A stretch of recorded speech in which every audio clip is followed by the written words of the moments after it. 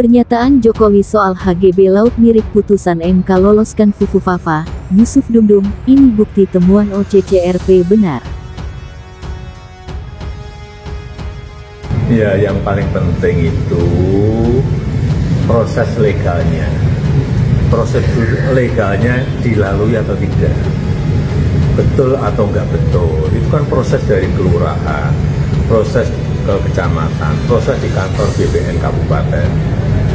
Kalau untuk SHM-nya, kalau untuk SHGB-nya juga di kementerian, dicek aja apakah proses legalnya, prosedur legalnya semuanya dilalui dengan baik atau tidak. Dan itu juga tidak hanya di Tangerang, di Bekasi, juga ada di Jawa Timur dan di tempat lain. Saya kira yang paling penting cek itu, investigasi itu, ya. Prosedurnya gimana, dari lurahnya gimana, dari camatnya gimana, dari kabupatennya gimana, menterinya gimana. Lah kamu gimana, Mul? Kalau korupsi semua, ya kan? Tanda tangan ada tanda tangannya. Tapi lihat aja dari lurahnya itu, dari mana dia mendapatkan duit segitu banyak, membeli Robicon dan lain sebagainya. Lurah dari mana? Warisan, ya kan? Ini kebloonan, tetapi diumbar semua, ya, seolah-olah dia mengikuti satu prosedur yang normal. Terus kemudian ditanya, ya, laut itu boleh nggak disertifikasi untuk swasta, untuk dijual oleh lurah? Dengerin penjelasan Jokowi soal SHGP dan SHM di atas laut. Ya, yang paling penting itu proses legalnya dilalui atau tidak, betul atau enggak betul. Kan proses dari kelurahan ke kecamatan, kantor BPN kabupaten. Kalau untuk SHM-nya, kalau untuk HGB-nya, kementerian, dicek aja. Kalau pakai logika begitu, logika prosedurnya legal atau enggak legal, jual negara pun juga bisa jadi legal. Sama kayak pasir laut, yang nggak legal dibikin legal, dicari istilah pengganti jadi sedimen. Semua bisa dibikin legal kalau punya pemimpin yang alam pikirannya gelap dan kotor kayak gorong-gorong. Disinilah sepertinya kebloonan itu, tetapi ditambah dengan keserakahan, dia pura-pura tidak tahu jadinya bahwa prosedur seperti ini itu tidak ada. Hak guna bangunan itu yang biasanya dikasih adalah untuk tanah laut, di mana-mana tidak boleh untuk swasta, gitu loh. Lah kok enak saja disertifikasi? Ada nggak harga sertifikasinya itu kalau ditanya sama Jokowi? Ada nggak? Atau udah setiap orang boleh mengkapling laut di pesisir pantai asal lurahnya ngasih, begitu apa seperti apa? Ini negara, ya, atau mafia yang seperti ini? Kok kayak mafia pengelolaannya itu? Jadi orang-orang yang dekat dengan penguasa, ya ini kan zamannya Jokowi, ya, dengan seenaknya kemudian mengembangkan wilayahnya tanpa perlu memberitahu dan melanggar. Yang pasti itu melanggar itu teritorial dari bangsa ini.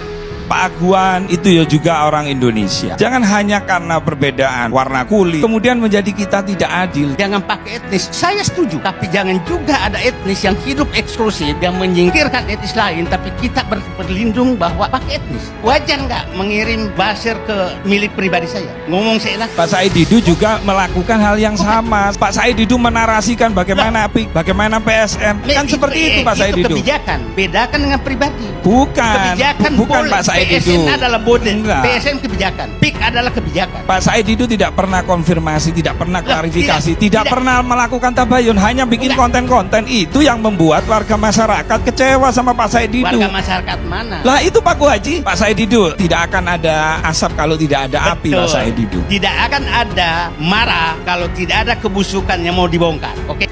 Kami sudah cukup sepakat, puas bahwa kementerian ini sudah melakukan tugasnya, dan tapi kami ingin supaya ke depan agar lebih diantisipasi lagi, jangan sampai hal ini terjadi lagi, karena kami mendapatkan juga banyak di daerah-daerah lain kasus-kasus seperti ini mudah-mudahan jangan tunggu viral dulu baru dilakukan tindakan, tapi diantisipasi. Mungkin dari sekarang belajar dari kasus yang ini bisa dipetanin lagi mana sih yang bermasalah. Aku dengar Bang Gufron kan bilang kayak gini, baru sekarang sepertinya berani menyebutkan nama-nama itu, nama-nama yang diduga terlibat ya Bang, dalam pemasangan pagar laut ini. Kenapa Abang sampai bilang baru berani sekarang untuk menyebut nama-nama itu? Memangnya kondisi apa yang berbeda sekarang dibandingkan dulu Bang? Jadi sebelum dijadikan PSN itu proyek strategis nasional, sebelum PIK 2 dijadikan proyek strategis nasional, itu situasinya buat kami ya itu mencekam. Mencekamnya gimana? Karena di daerah pesisir Tangerang itu sering berkeliaran preman-preman, ormas-ormas yang mengintimidasi masyarakat. Ada beberapa kasus misalnya sawah-sawah yang dianggap ini masuk plotting, itu ditancapkan pelang-pelang. Oleh kelompok-kelompok ormas-ormas ini. Nah, ketika kemudian pelangnya dicabut oleh pemilik lahan, artinya yang punya tanah, yang punya sawah, ya beberapa diantaranya harus dilaporkan ke polisian.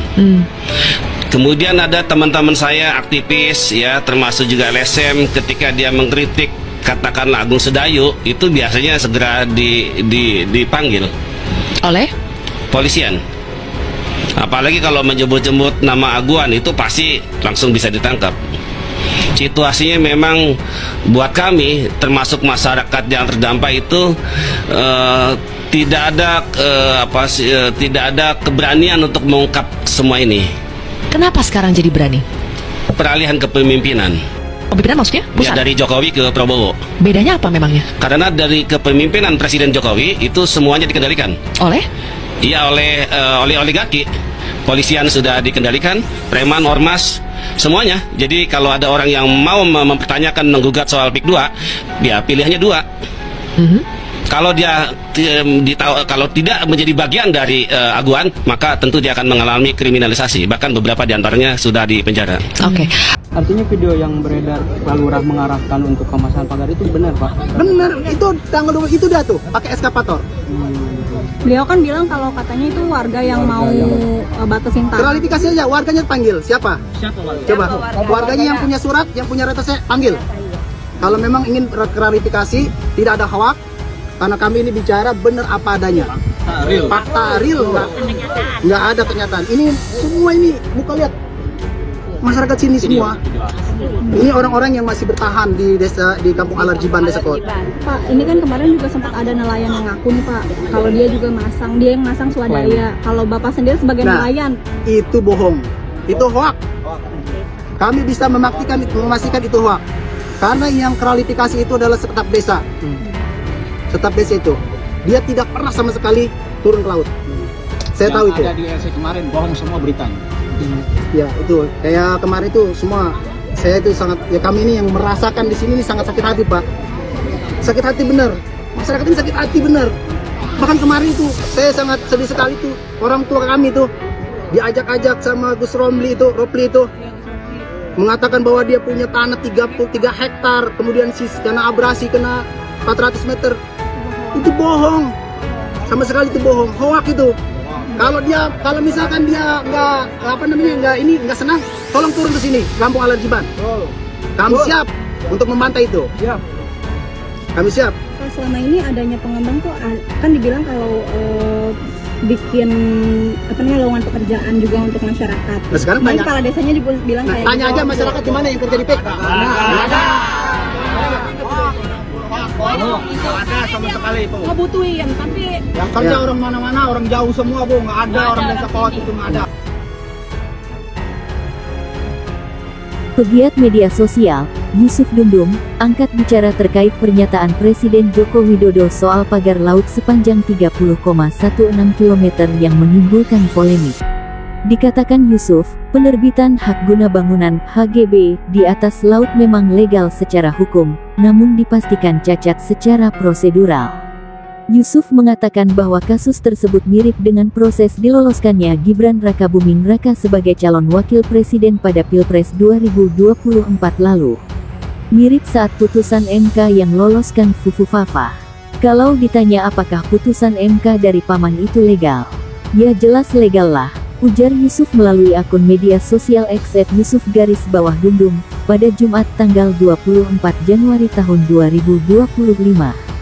Menurutnya, meski putusan MK tersebut sah secara hukum, tetapi ada persoalan etis karena hakim ketua yang terlibat dinyatakan melanggar kode etik. Soal HGB dan pagar laut 30,16 km juga sama. Kalau ditanya apakah legal, ya jelas legal lah. Semua proses kan sudah dilalui sehingga terbitlah sertifikat SHGB, cetusnya. Ia juga menyoroti langkah Menteri ATR BPN Nusron Wahid yang membatalkan sertifikat HGB tersebut. Masa laut dikpaling kapling dan ada haknya. Nah bedanya, putusan MK meskipun cacat tetap harus dijalankan, timpalnya. Penerbitan HGB itu diketahui baru dilakukan pada tahun 2023, sehingga masih dalam batas waktu untuk dibatalkan. Kalau soal sertifikat ini lain lagi. Jika penerbitannya belum berusia 5 tahun maka masih bisa dibatalkan tanpa melalui pengadilan, ujarnya.